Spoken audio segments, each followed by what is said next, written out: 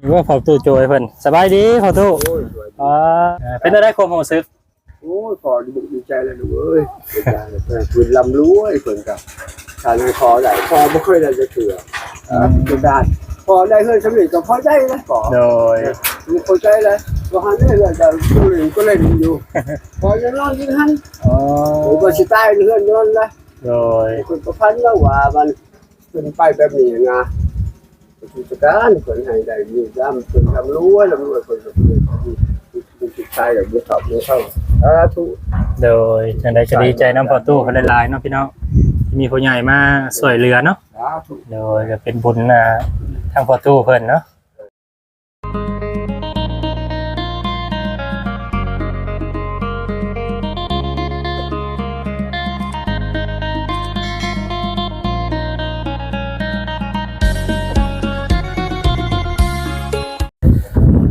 กับสบายดีพ่อแม่พี่น้อง FC เบิดสุขุสุขคนเด้อบ่สิอยู่ทางฝั่งลาวฝั่งไทยหรือว่าทางต่างประเทศเนาะกันยินดีต้อนรับเข้าสู่ช่อง YouTube บ่าวจอน Channel พ่อแม่พี่น้องเอ้ยหลังจากห่างหายไปหลายมื้อเนาะมื้อนี้บ่าวจอนก็อยู่ที่เรือนพ่อตู้โจยพ่อแม่พี่น้องเอ้ยกลับมาครั้งแรกเนาะบ้านพ่อตู้โจยเพิ่นพี่น้องเอ้ยแต่มาเพิ่นกำลัง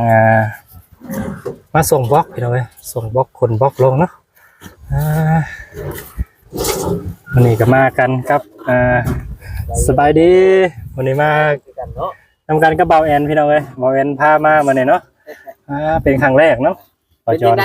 ลวกไปเซโปนหญ้าหรือเปล่าหญ้าแหละเป็นยังไงน่ะกะมันบ่ค่อยมีวิวมาได้ก็เลยบ่ได้ไปเนาะต้องมาค่าใช้จ่ายเนาะแม่นแบบว่าค่ามันหลายแม่นี่จ้างกับค่าใช้จ่ายกับรายแน่เพราะว่าเฮากับบ่มีเงินแน่เลยถอยเนาะเลยถอยก่อนแล้วมาขี่รถจักรนำบ่เอ็นมาสิครับน้องสายฝนเบิ่งกันตอนนี้มาส่งบ็อกซี่เฮ็ดแบบใดแบบนี้บ่แม่นเพิ่นเฮ็ดเฮือนดินนี่หลายหลังนึงได้โอ้แปลว่าเฮ็ดเฮือนดินให้อีกหลังนึงบ่เฮือนไม้ยังบ่พอเอาเฮือนดินอีกหลังนึงโอ้ครับเลยมาส่งบล็อกเนาะจักก้อนนี่800ก้อน800ก้อนเนาะเป็น80ก้อนไหน800ก้อนเนาะอันนี้สิเป็นทางใดนี่ของอันนี้เป็นการสมทบของบ่อแซนประมาณทางเมย์ทางบ่อแซนเนี่ยเป็นเลยเนาะทางบ่อแซนสบายดีทางบ่อแซนด้วยโดยแม่ลองมานำบ่แอนเบิ่ง800ไม่ได้80ก้อนโอ้ยบ่ได้บ่ต้อง80ก้อนได้ค่อยได้เมื่อกี้นี่แหละโอ้ยเนาะ80ก้อนมาไว้นี่เลยสั่งบล็อกสั่งเอาก็มามื้อนี้เลยบ่เสาก็มามื้อนี้เสากับปูนมาปูนเอาเฮียไว้ของมันตารางบ่ได้เนาะแข็งเนาะแข็งนะมาเฮ็ดเทือนครับไว้ขนาดนอกมาคือเดียวแล้วเนี่ยมันมีเล็กจับได้นี่เล็กจับกินแบบเต็มมันบลุดออกเนาะไปมีเล็กอันนี้นะคิดมือคันมือมาได้เนาะ800ก้อนพี่น้องเอ้ยต่อไปบ้านทรงเชาพี่น้องเนาะต้องการดูเพื่อนว่าตู้โจยเพิ่นก็อ้อมตะนงตะนางเนาะอ้อมมารอบบ้านไปเลยพี่น้องเอ้ย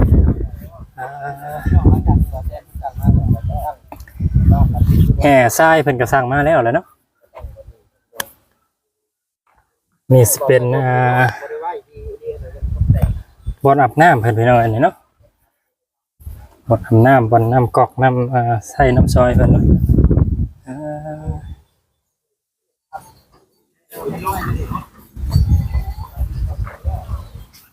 สิเฮ็ดเฮือนปูนพี่น้องให้พอตู้โจยเพิ่นเนาะบัดนี้เนาะเฮือนไม้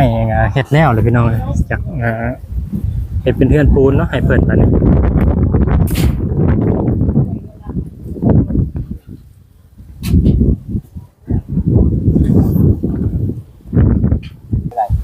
น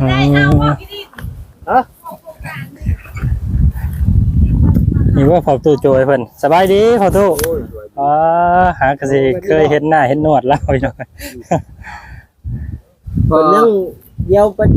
เพิ่นแล้วเรียกกันว่าเว้าก็ได้ เขาเลยบ่มีเวียกหยังพอ ติบข้าวนี่ซานเองบ่ติบข้าวนี่ โดย โอ้ นี่นะเลี้ยงลูกแต่หน่อยถึงไหน โอ้แต่งามได้เราสานเนาะติบข้าว แล้วมามันแล้วมามันแล้วเลย มาชนะที่ เอาไปจบเข้า ให้มาตาท้ายผู้มาพอได้แต่ก็เพิ่นก็กันไปยังกันมากอ่ะนะเดือน เดี๋ยวให้บ่เอิ้นมือเฮือนบ่นี่ มือก็ได้จะยึดเป็น บ่แล้วเลือกก็ใส่ไปสิเลย เราสานงามมาดีนะ คือมื้อนี้เพิ่นมาส่งแล้วเนาะดินบอกนี่ โดย จักก้อนฮะ ไปก่อน นั่นดิเว้าคือกันกับลูกชายแท้นี่ อะไรนะประตู ไปก่อน 80ก้อน ก้อนอย่างไรรถมันมักไงนะ โอ้ย 800 800ก้อน เล่าถึงเว้าหนอนเข้าใจไร บ่ใส่พลทำแต่พลจักก้อน80ก้อน รอดเลขอยู่แล้ว ยอด8เรา โอ้หรือว่าบอกเลขบ่มันเนี่ยเลขไทยเด้มันนี่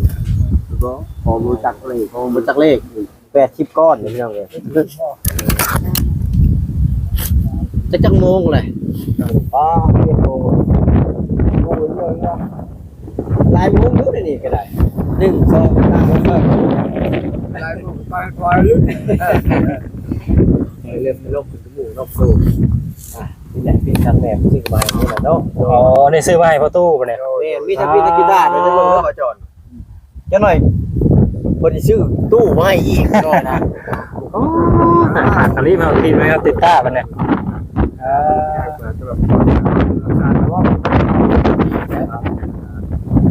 อันนี้เป็นของแม่เพชรผมว่าสั่งบอกมา โดย ใช่คือมันยาว โอ้เปิดการเชียร์ไล่ไล่เราเปิดดูเลย โอ้ลายแล้วกับตาผม ตุ๊กตาเข้าห้อง200 300 ไฟฟ้าไฟฟ้า แล้วตาเป็นยัง ตาพอดีบอดไหม อ๋อ เพิ่นแล้วลงไปปัวผมนะ อันนี้เป็นอะไรตัวนี้เลี้ยว แจ้งว่าแล้ว เลี้ยวเห็นแล้วป่ะ เห็นแล้ว ปัดหัว15 จะอยู่15 ปี ถ้ามีแขวนะโอ้ย แล้วก็แข่งทั้งตรงดาว เด็กน้อยแขวนะตกเนาะ เขาเชื่อกับตรง พ่อตู้โจยนะอายุเท่าไหร่แล้วจักปีละ โอ้ยวัง50 บาท 50ปลาย 50เมตรบ่ 50เท่าไหร่ หาบอก55ลงนี่แหละ อ๋อ55เสีย56 55ก็เดียว50เมตรจะเปลี่ยนมาทางหน้าก็ไป15 มันเป็นไปอยู่15 ปีก็บ่คือดอกฉลอดแล้ว พ่อตู้โจยอยู่กับไผอยู่นี่กันเนี่ย อยู่กับลูก อยู่กับลูกจักคน เดียวเลย อ๋อ เฝ้าใส่คนประหยัด โอ้บ่จอนก็ยังบ่ค่อย คลิปนี่แหละแต่ว่าหา ยังบ่ค่อยฮู้เรื่องราวของพ่อตู้เพิ่นปานใดเนาะเพราะว่าหาก็มาครั้งแรกพี่น้องเอ้ยบ่ค่อยฮู้เรื่องราวของเพิ่นปานใด ได้ก็เรื่องน้อยๆว่าหั่น นี่แหละบ่เอ็นมาเฮ็ด ชักไม่กันเท่าไปหาคอเขาโคนำตำบานตำเมืองรู้ว่าทางคนอยากขอมันไปจ้าทุกสการเพื่อนผู้ใหญ่ใจดีทุกทีทุกตาคนมาช่วยจ้าทุกคนดีๆมีแห้งทุกคน กินอยู่บ่ตำหุงกินตำหุงได้อยู่บ่เจ้าน่ะ อย่ามันพิดตาอย่ามันขั้น อ๋อ บ่กินปลาแดกพอกับกินนะ อ๋อ เพิ่นให้หมอเพิ่นให้คารับยังแน่ เราเมื่อหลายแล้วตัวคนก็ให้แดดหายออก มียังแน่ที่พ่อกินได้เนี่ย กินได้ก็ โอ้ย แล้วกินได้เยอะเนี่ยถามเราได้ พวกเป็ดพวกไก่ก็กินได้บ่ โดย อ๋อแต่พวกแบบว่าคันๆกินบ่ได้พวกปลาแดกพวก โดย อันนี้กินบ่ได้เนาะ ลุงหันบ้านเนาะ แม่นเขาซื้อบ่าวจรเด้อ โอ้แล้วกินยุ่เขาอ่ะมาจนเมื่อนานตะกี้กินยุ่เขาเห็นมาคุยว่า บ่าวจรบ่าวจร Channel ไปเลยเป็นน้องเคยบ่าวพร บ่พรไปไสซะคือบ่เห็นเพิ่นไปทางใด พูดแล้วคุณทางคุณชุ่มแล้วหาน้องนั่นพุ่นแหละขาแล้วก็ปล่อยทีเหมือนกัน โดย ไปนอนเบิ่งเพิ่นพุ่นแหละก็คุ้มมานั้นคอยเล่าไม่พอมีแม่หาละบ้านเมืองสินใจว่ากินข้าวก็ ภายหลักเขาก็ว่าเล่าภายหลักเขาก็ว่าเล่าคนบ่มีพ่อมีแม่เนาะเขาสิว่าเลยเขาก็เว้าแหละนั่นพอว่ามาพี่ว่าพ่อจะมาเป็นลูกเสียกันแล้วว่าพ่อบ้านเส้นให้พ่อบ้านจะคอยหับแล้วพอเอาพอจะเลี้ยงเอา โดย แต่ลูกเป็นไงเขาทำนี้มีคำผมมีไปเฮาให้ผู้ชายมาสู้แล้วมันมีแล้ว พี่น้อยอันนั้นคือหยังซั่นน่ะสิสานพามันบ่ ไอ้เฮ็ดที่เราอ๋อเสียดแบบสานพาปิดนี่บ่ บ่คือว่าตัวนี้ก็สิชันแม่มัน อ๋อแม่แบบใด แม่จะสิได้นี่ อ๋อบ างเวลาเฮาออกก็เฮาเอาแบบนี้ อืม ได้ไหม อันนี้เป็นนี่ ประตูพาปิดกับสานต่างหากบ่ โอ้ย โอ้เป็นสานงามเลยพี่น้อยสีไม้ลายมือบ่เนาะแต่พอเพิ่นเอาแต่ติวเอาแต่อันนั้นมาเนาะ จะติ้วมัน เอาแต่ติวมันแบบนี้สิแข็งแรงนะอ๋อตะกี้เจ้าก็สานขายบ่ตะกี้ พอชันบ่ได้ขายพอชันเปลี่ยนแต่ข้าวกิน สานแบบว่าใส่เองในครอบครัว ครอบครัว อื เชื่อหมูมาคอกอ่ะพอให้ เข้า พวก ให้ พวกคองพวกกระตาเจ้าก็สานเป็นบ่ ของได้ อ๋อ ได้ครับบ่พอนี่บ่มีใหม่พอยังไปบ่ได้ยันมันจะตายนะแต่ว่าพอไปแบกเอาเองอยู่ดงพุ่นหาอยู่ดงแล้วอันนี้ก็สั่งบันละท้องแล้วมาให้ อ๋อ เอามาให้แล้วว่ะว่ะ ไปอันนั้นตาไปผ่าตัดบ่เลยเนาะใด โดด อ๋อ เราไปจะ ผ่าตัดมาโดนแล้วบ่ รถจบแล้วเขาว่าฉันมาฟื้นไป บ่แซนบ่ผ่าไป ไป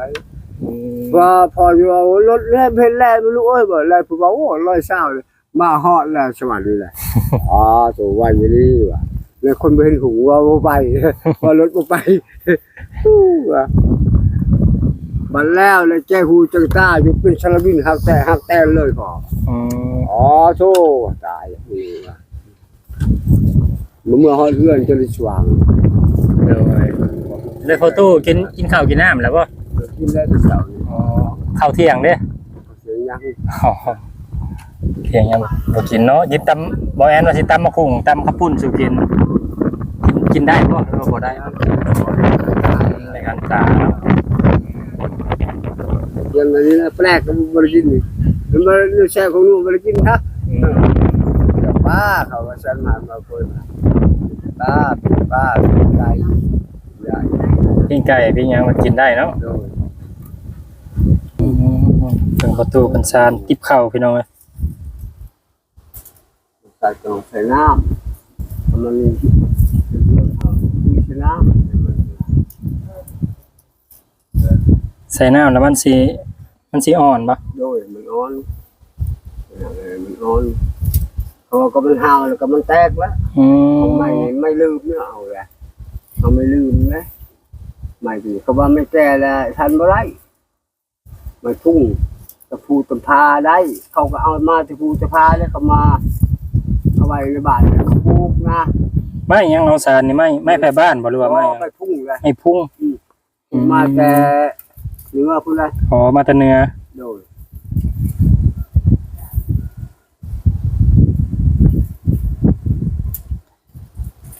สารติบเข้านี่สิติบเข้ากับของนี่อันใดง่ายกว่ากัน พอแรกก็เฮ็ดไปมากก็ทอกันแหละทอกันเฮ็ดคล้องต้องไม่ไล่ไม่เนี่ยเฮ็ดบ่ได้ไม่ไล่ไม่บ้งเฮ็ดของ เราเห็นงามเลยเนี่ยเนาะลายคักอะเลยเนี่ย คุยชนะก็อ่อนพวกนั่นแหละ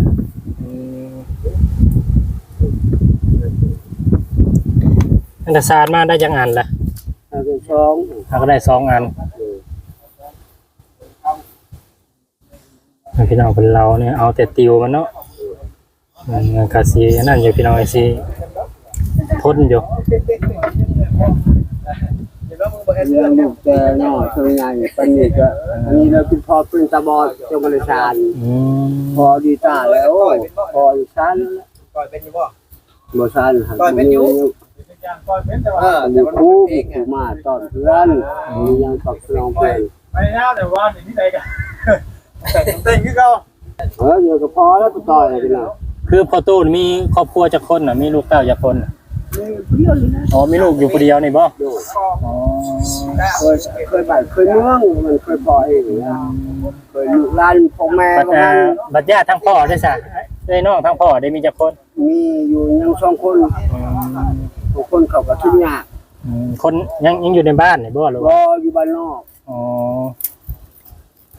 บ้านกุ๊กบ้านเข้าห้องประตูน่ะอยู่บ้านใดบ้านนี้บ่ บ้านนี้แหละมาเกิดเมืองนอน อ๋ออยู่บ้านนี้ แต่แม่โดย อืม อันเอื้อยของพ่อนี่เอาครัวเขาเมื่อเฮือนว่าหั่นนะ แต่จักรพรรดิว่าหั่น โดย เบิ่งก็เฒ่ามาแล้วเบิ่งก็ ทางครอบครัวประตูก็ได้เฮ็ดไร่เฮ็ดนาอยู่บ่ บ่มีนะแค่นั้นหนูบ่มีหยังตะกาก็บ่มี อืมโดย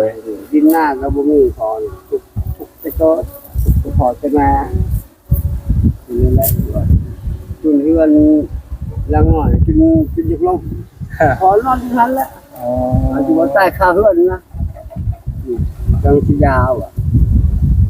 ดูพอดีคนมาสวดสุสานอะไรในเมืองอยู่กูเป็น โดย ลำรวยพ่อแม่คองขอก็บ่มีจังให้บ่แตกไว้ดิ มันมันบ่ได้ใส่น้ำแล้วมันกรอบเนาะมันแห้ง ถ้าพอไปเอาไว้ก่อนเด้อ โดยเอาไว้อยู่งาม พี่น้องเอ้ยเป็นเฮือนพอตู้เพิ่นเนาะสบายดีอันนี้ลูกของพอตู้เพิ่นเนาะลูกของพอตู้โจยเพิ่นพี่น้องเอ้ยอยู่กัน2คนพี่น้องเอ้ยสิเป็นเฮือนครัวบ่เฮ็ดอยู่ให้กินบ่เนี่ย เลย อ๋อนี่พี่น้องยังบ่มีไฟฟ้าเนาะ แม่ กำลังสิตำมะพุงพี่น้องเอ้ยตำมะพุง มีเซลล์ เดี๋ยวให้เอามาตำมะพุงกันเนาะเนาะตู้เพิ่นก็เอามาแช่น้ำไว้ให้มันอ่อนให้มันอ่อนจะเสียไปซานนี่เป็นบ่ออาบน้ำยังเพิ่นล่ะพี่น้องเอ้ย